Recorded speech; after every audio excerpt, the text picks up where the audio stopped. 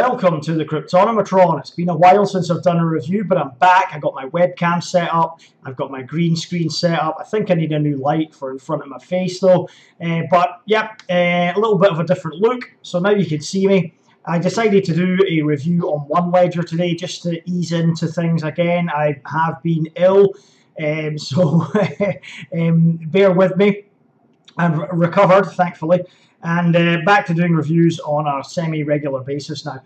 So today we're looking at OneLedger. What is OneLedger? It's an enterprise blockchain solution. There's already quite a few of these out there for small, medium-sized businesses. So what separates OneLedger from the rest? Well, they're going to implement cross-ledger support, so they hope, and that means you'll be able to use any blockchain on their protocol. So let's have a look and see how it's going to work and whether you should be investing in this ICO.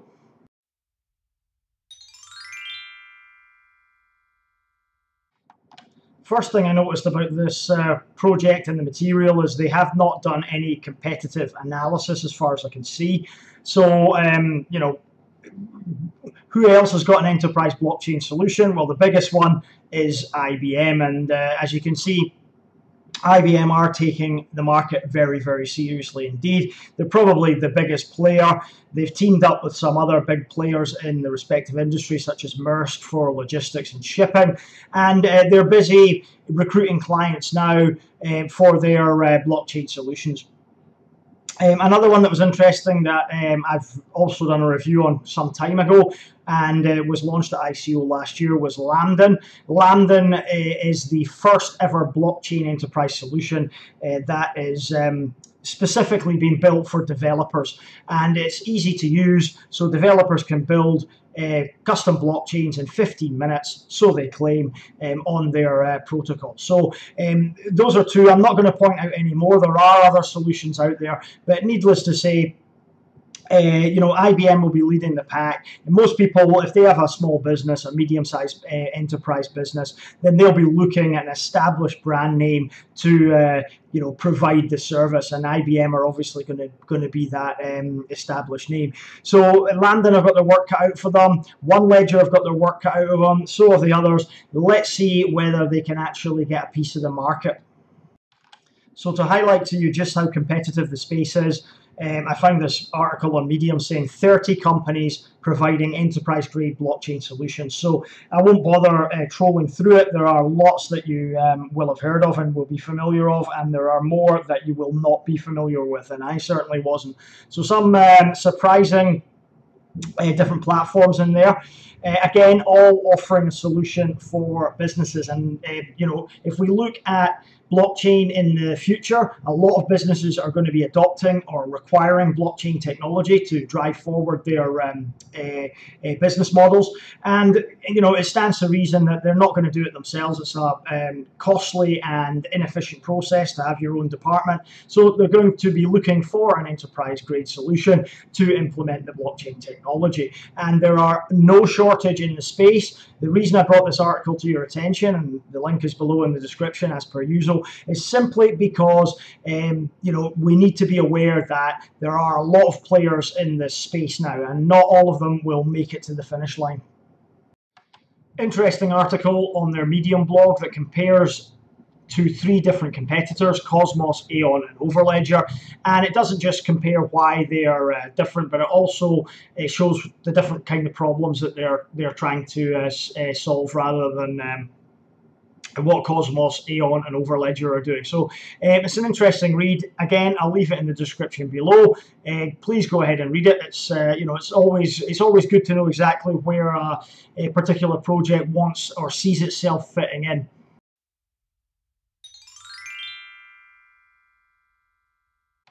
So the problems they want to solve, we've discussed before when we've reviewed other enterprise blockchain solution projects.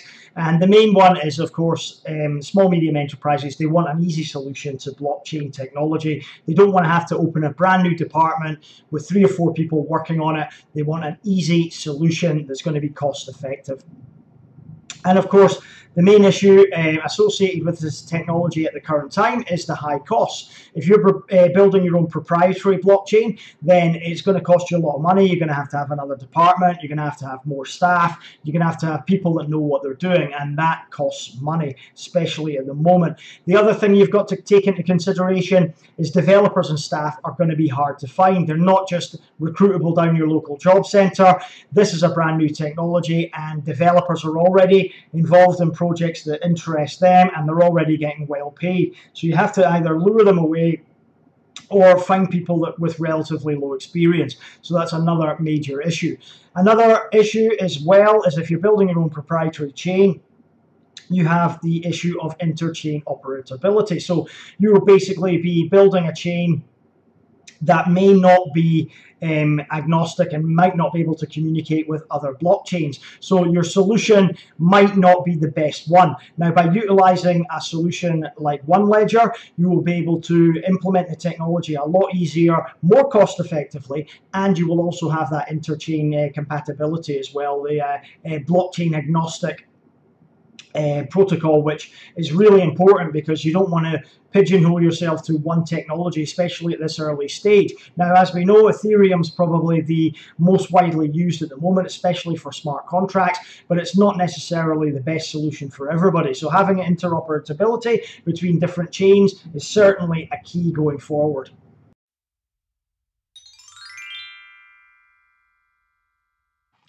So they want to implement a universal blockchain protocol that will allow cross-ledger access. And they are focused on small and medium-sized businesses. That will be their customer base. They are an enterprise blockchain solution, as I mentioned before. So that's where they're really going to be aiming at, not the individual. They say they've got a powerful consensus engine, which is slightly different from what has come before. They will have developer kits as well, so you'll be able to build dApps on the back of this, and it's going to be scalable and reliable. Now, if we look very briefly at this infographic here, you can see the OneLedger protocol will integrate with different blockchain networks, and you'll be able to use the API gateway for whichever business, whichever sector you're involved in, whether that be finance, agriculture, transportation, manufacturing, etc. You can implement your solution through their system. So pretty much, if you're a small business and you're going to be wanting to apply blockchain technology for whatever reason, for whatever purpose, then you'll be looking at something like this for ease of implementation, cost savings, and you won't have to have a full team of developers working on your blockchain all the time. If you use this, this should be fairly intuitive. You should have a good user interface and be pretty easy to use, I would say.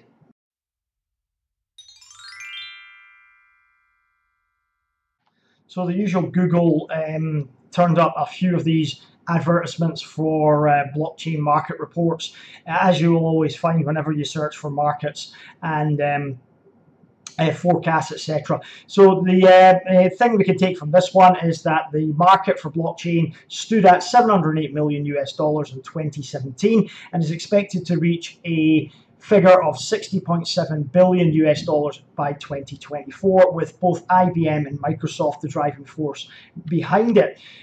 Also, they expect blockchain to be in use by up to 65% of enterprises by 2020. So it's a massively, rapidly growing sector. And the final statistic that I'll bring to you is the size of the blockchain technology market worldwide from 2016 to 2021 is going to grow exponentially up to $2.3 billion by 2021. So that's another report from Statista. Again, I don't bother buying these reports. I just use these as a general guide to to assess the level of the market. Now, we don't need to really look much into this. We already know that blockchain is a growing phenomenon at the moment, and a lot of these small and medium enterprises will be wanting to implement it into their businesses. So there is a growing demand for these enterprise solutions. However, on the other hand, there are quite a lot of them in existence, and there are more coming out all the time. So you really have to look at it and think that the competition is robust in this sector, and that the market share will have to be spread around, and most of it's going to go, as I said before, to the big players, as they've got the brand name and they've got the financing behind them as well.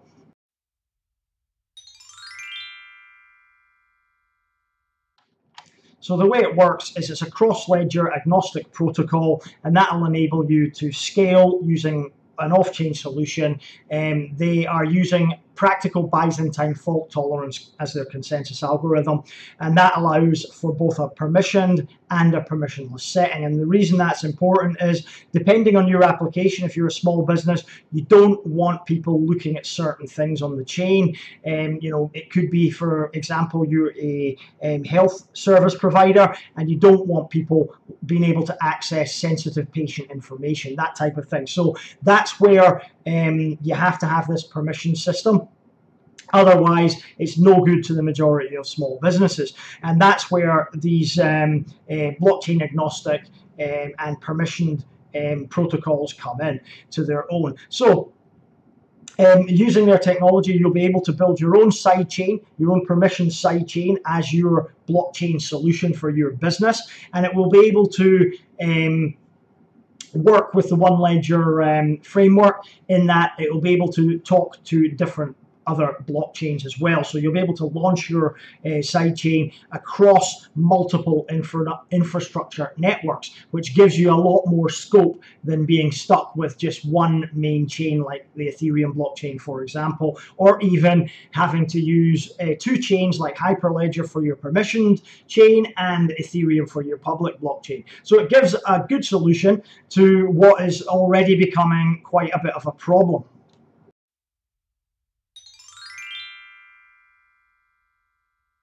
So one of the technological features that they're going to implement, and they do not yet have an alpha or a beta, that's coming in Q2 2018, so I'm led to believe. But one of the technological things that they want to implement is this public key authentication, and that will allow the creation of personal accounts with configurable wallets, credit systems, and also arbitration mechanisms as well. And this will allow you to make deposits, withdrawals, payments, so you can essentially implement that into your blockchain solution. I mentioned it briefly before, but this OneLedger protocol is going to give developers the opportunity to easily port their smart contracts across multiple platforms. Now, they hope to have this simplified software development kit that will allow multiple platforms support, so you can deploy your decentralized app on not just one chain, on several. And that could really solve a lot of the problems of interoperability that I spoke about before. And that could be the key to this success of this platform, over and above some of its rivals that don't yet offer this particular feature. The other interesting thing about this protocol is the OneLedger Business Center, and that will allow users with any level of blockchain experience to get your business module onto the blockchain, generate your code, and you'll be able to get in touch with independent module developers that will be able to provide you solutions for your business. So you can combine different modules from different developers, so it's going to be quite a good plug-and-play system to get what you require for your particular business. The main advantages of this system are going to be the ability to move traffic into your sidechain with high performance, the ability to deploy and migrate decentralized apps across different blockchain platforms with ease, the enabling of cross-chain access and consensus through the OneLedger protocol, a standardized communication between decentralized apps within the OneLedger protocol itself, asset identification and transparent flow, such as asset registration and donation process, business as a service, offering to help users create business modules with open source decentralized apps within the business portal, supply chain, e-commerce flow, etc., etc. And also it'll be able to help businesses and individuals with AI support and flow optimization as well. The last thing is transparency and traceability of process through tagging of business flows. Another advantage of using the blockchain. But that really sums up what they're actually trying to implement and the benefits, I guess, of using this OneLedger protocol.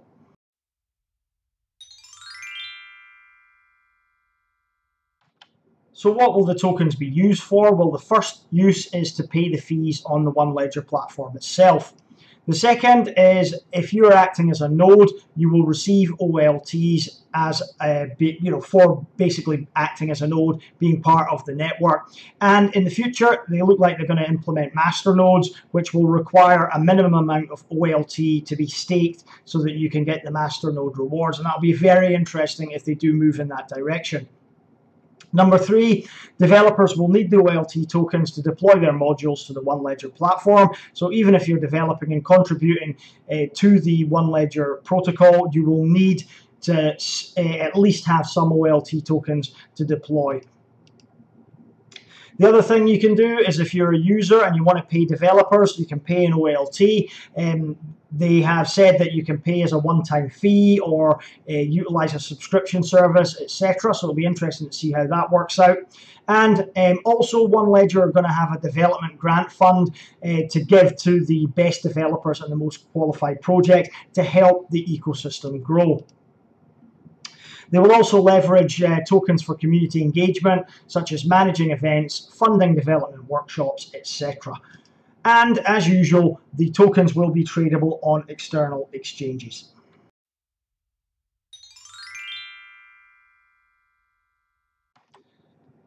So fortunately, there doesn't appear to be any scam warnings or red flags surrounding this project. However, if you know different, please post in the comments below. This is a community and we try to help each other out.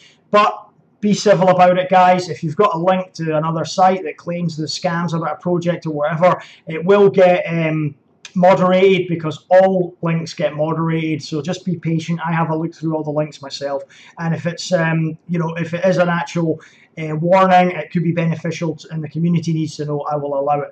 So it's just my way of filtering through the spam in the comment section. There's a lot of bad actors out there trying to scam people. So I just cannot allow links willy-nilly. I have to actually manually go through and check them. So that's why your link might not appear. It's not because I'm censoring things. If there are any issues with any projects, then I will bring them to the community's attention. You can be rest assured of that. And also, if you have any doubts or any questions you want to ask, post in the comments below as well. But fortunately, this project seems to be free of any issues and any problems.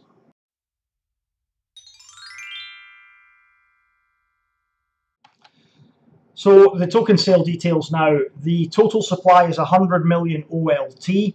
Soft cap is at $4 million US. Hard cap is at $15 million US. Now they have split it into 4 rounds. There was a seed round where they wanted to raise $1 million US capital. I'm not sure how any of these private pre-sales or seed rounds went. I'm not sure whether they were successful or not. There's no information on the website. And one of the things that I have to say is a lot of information is missing on the website. There's not much analysis being performed. There's not much material letting us know exactly what's been happening. The blog is not very extensive. There's only 3 articles on the blog. So in terms of liaising and letting us know what's been going on as potential investors, not really good enough in my opinion. But anyway, the seed round was meant to raise $1 million US. Private pre-sale wanted to raise $6 million US. Another pre-sale round, $3 million US, and there will be $5 million US worth of tokens up for grabs in the public sale. Now, it works out around 52 cents per token, if my math is correct. There are vesting periods, as you can see, for community reserve tokens. They will be locked for up to 6 months. Team Reserve will be vested for 24 months. Advisors will be vested for 12 months with monthly cliffs. Company Reserve will be locked for the first 6 months and followed by a vesting period of 18 months and further vesting periods for marketing and long-term partners. Now, the other thing is that the token sale date has not been announced yet, as far as I'm aware. We are still waiting to know. It's meant to be sometime in May, so we're still some time off at the moment. So those are the token sale details as I have them. I don't think the token price is a bargain. I like to, I like my sweet spot of between, say, 5 to 10 cents. That's usually where I'm looking to invest in. But given the hard cap is very, very low and the total supply is only 100 million, this could prove a reasonable investment in the future.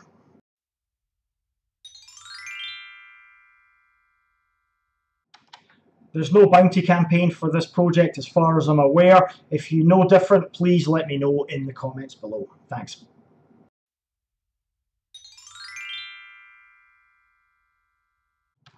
So they don't have an MVP yet, and we're looking to end of 2018 for an alpha version. Despite what the roadmap says, the alpha version is quite far off, and then even further off the actual first release of the OneLedger platform, which will be sometime in 2019. So that is a concern. The length of the roadmap and the lengthy time we have to wait for the actual launch of the platform itself is going to perhaps, cause a little concern for potential investors here.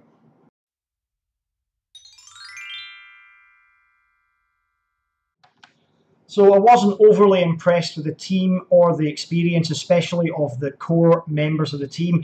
David is the founder and CEO, Alex Todd, the CTA, Stephen Lee, lead engineer, and Edwin is the managing director. Now, if we have a quick look at their LinkedIn's, let's look at Edwin, I think, first. Yeah, there he is there. Now, they're all apparently based in Toronto in Canada from their LinkedIn profiles. At least they're all actually, saying that they're part of this OneLedger Innovative Tech Incorporated. So they're all committed to the actual project itself, which is good to see, because often you find that they're all, some team members are maybe working for another company and don't even mention the blockchain or the ICO that they're involved with, which is sometimes cause for concern, a little bit odd. And now, this guy's been working in blockchain for a couple of years, working in billing systems, etc. Let's have a look at David. Now, David's the CEO. I expected actually to be more impressed with what they've been doing. Doesn't seem to be that much experience here. David's only been working since 2011 in e-commerce and on web solutions. Again, Alex, he is developing a blockchain-enabled social credit system for the rest of the world. It's called Trust to Pay. And then finally, Stephen Lee, let's quickly look at him. He's a JavaScript expert, full-stack developer. Used to work for Morgan Stanley and Deutsche Bank as well as a consultant for. So overall, I think the actual core team is not that strong. I think they lack a little bit of experience and breadth, in my opinion. Whether they can implement or not, we'll need to see, because as I've just discussed, we don't really have anything to go on at the moment. They haven't given us any actual meat and potatoes other than a smart contract on GitHub for the token sale. So we really need to see some implementation to verify whether this team is capable or not. So some interesting names on the advisory body as well. Trevor Kaverko is the CEO at Polymath. Matthew Nineberg is the distributed ledger technology and security advisor to the project. And then everybody else is providing legal or ICO services or investment advice as well. So let's have a look at Matthew to begin with. Now, he's been involved with a few projects. There you are. Turnio, you might have heard of, and see some more. He's worked for IBM before, so he's a fairly experienced fellow, which is pretty good. Ruben Liu, he's a partner at MW Partners. He's an advisor for Loon Network, Hybrid Block, and also now OneLedger, so he's got experience in that category. And Gavin Knight is experienced in digital currency. He's done market research for Blocklead, Token Market, and BitAngels previously. So a bit of a mixed bag, not the most experienced team or advisory body I have reviewed. And again, implementation will be entirely down to what they show us in the MVP and alpha when it eventually arrives.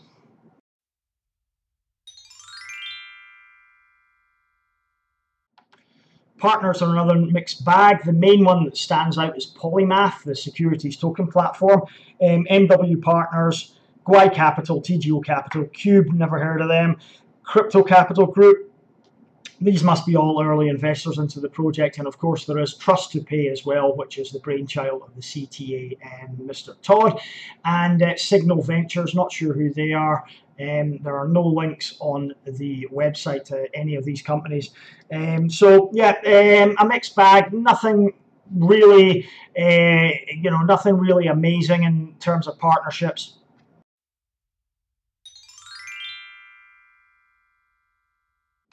So in terms of community and hype, there seems to be a little bit of hype behind this project, not only because it's been mentioned by a few of the YouTube influencers, and that seems to get interest growing in projects that don't have much traction. And on Telegram, they've got over 10,000 members, which is pretty impressive. As you know, I like my Telegram and my Twitter as a gauge to what the community feels about a project. And on Twitter, they are followed by just under 2,000 followers. So yeah, reasonable community support. They seem to be quite active on Twitter, at least, and Telegram as well. Community support and hype behind this, I would say, is reasonable. It's not amazing, but it's reasonable. And we're a few weeks away from the ICO, so there's still a lot of time for that to grow as well.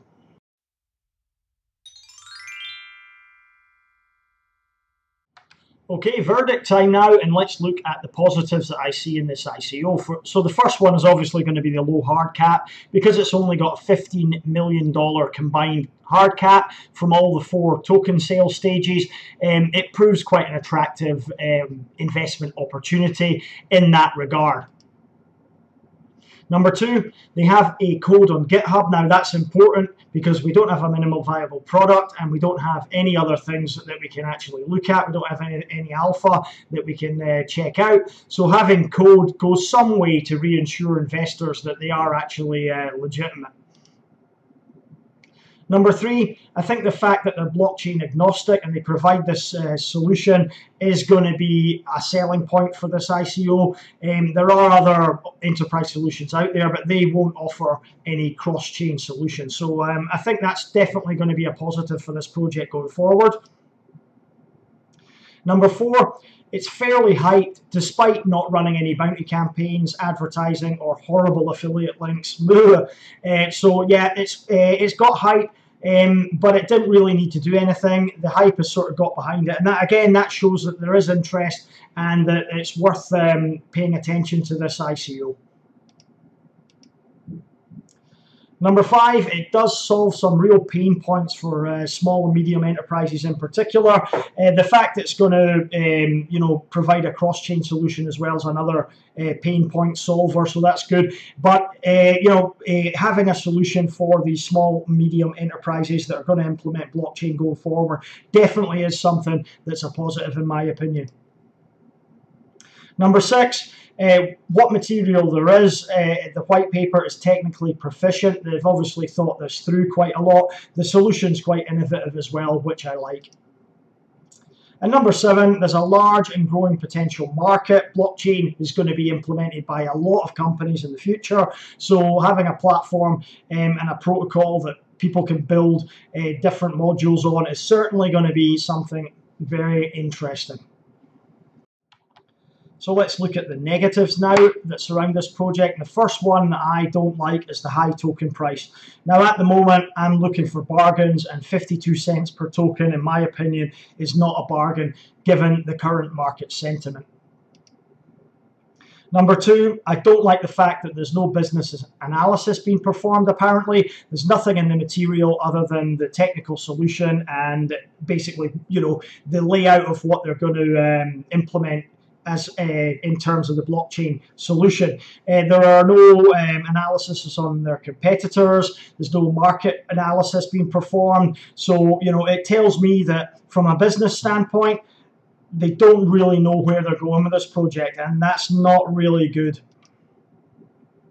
Number 3, I think there's stiff competition that's already known and established, and it's going to be very difficult to compete with them. You can say, but decentralized, but a distributed system. Yeah, but you've still got to go up against IBM and Microsoft, and that's going to be very, very difficult.